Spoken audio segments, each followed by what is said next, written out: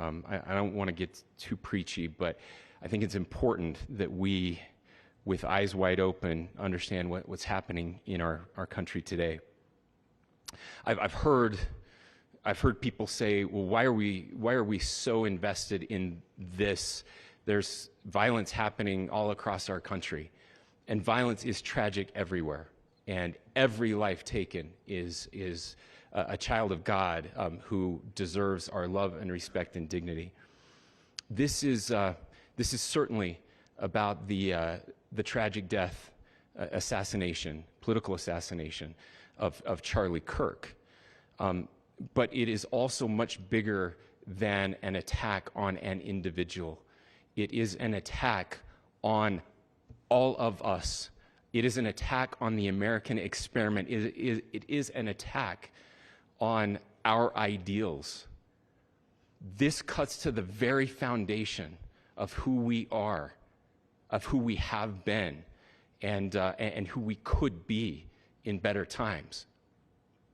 Political violence is different than any other type of violence for lots of different reasons. One, because in the very act that Charlie championed of expression, that freedom of expression that is enshrined in our founding documents, in having his life taken in that very act, makes it more difficult for people to feel like they can share their ideas, that they can speak freely. We will never be able to solve all the other problems, including the violence problems that people are worried about, if we can't have a clash of ideas safely and securely. Even, especially those ideas with which you disagree. That's why this matters so much.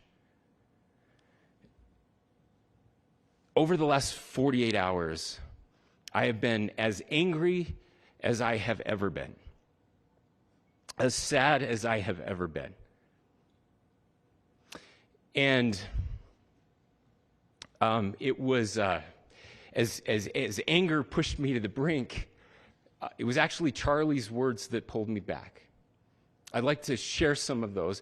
And specifically right now, if I could, I need to talk to the young people in our state, in my state, and all across the country. As President Trump reminded me, he said, you know who really loved Charlie? The youths. And he's right. Young people loved Charlie, and young people hated Charlie. And Charlie went into those places anyway. And these are the words that have helped me. Charlie said, when people stop talking, that's when you get violence. He said, the weak can never forgive. Forgiveness is the attribute of the strong. The only way out of the labyrinth of suffering is to forgive. Welcome without judgment, love without condition, forgive without limit. He said, always forgive your enemies. Nothing annoys them so much. A few months ago, I referenced this last night, Charlie posted to social media, when things are moving very fast and people are losing their minds, it's important to stay grounded. Turn off your phone, read scripture, spend time with friends, and remember, internet fury is not real life. It's going to be okay. He again said, when you stop having a human connection with someone you disagree with, it becomes a lot easier to commit violence. He said, what we as a culture have to get back to is being able to have a reasonable agreement, where violence is not an option. Now, again, to my young friends out there, you are inheriting a country where politics feels like rage. It feels like rage is the only option. But through those words, we have a reminder that we can choose a different path. Your generation has an opportunity to build a culture that is very different than what we are suffering through right now. Not by pretending differences don't matter, but by embracing our differences and having those hard conversations. I I think we need more moral clarity right now.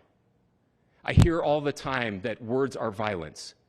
Words are not violence. Violence is violence. And there is one person responsible for what happened here.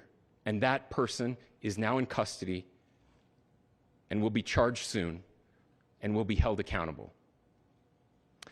And yet, all of us have an opportunity right now to do something different. I want to thank my fellow Utahns. This bad stuff happens. For 33 hours, I was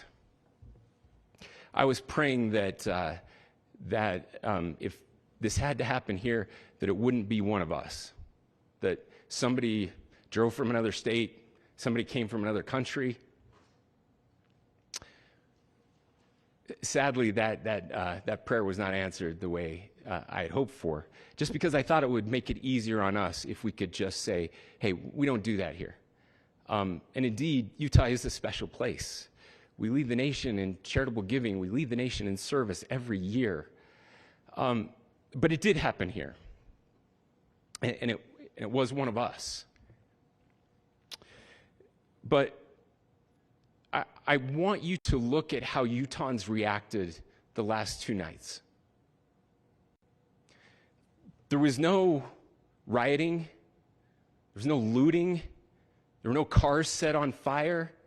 There was no violence.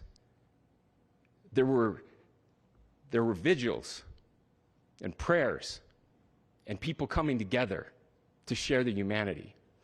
And that, ladies and gentlemen, I believe is the answer to this. We can return violence with violence. We can return hate with hate. And that's the problem with political violence, is it metastasizes. Because we can always point the finger at the other side. And at some point, we have to find an off-ramp, or it's going to get much, much worse. But see, these are choices that we can make. History will dictate if this is a turning point for our country. But every single one of us gets to choose right now if this is a turning point for us. We get to make decisions. We have our agency. And I desperately call on every American, Republican, Democrat, liberal, progressive, conservative, MAGA, all of us to please, please, please follow what Charlie taught me. I'll just conclude with words I share often from a friend and author, Yuval Levin, who was asked if he was optimistic about our country. And he said, I'm not optimistic. He said, I hate optimism. Like, that sounds bad. But he said, optimism is a vice. It's this idea that good things are just going to happen. And he said, in the history of the world, good things have never just happened. He says, I'm not optimistic, but I am hopeful. And hope is the virtue that sits between the vices of optimism and pessimism. Hope is the idea that good things are going to happen because we can make them so. I still believe in our country. And I know Charlie Kirk believed in our country. I still believe that there is more good among us than evil. And I still believe that we can change the course of history. I'm hopeful because Americans can make it so.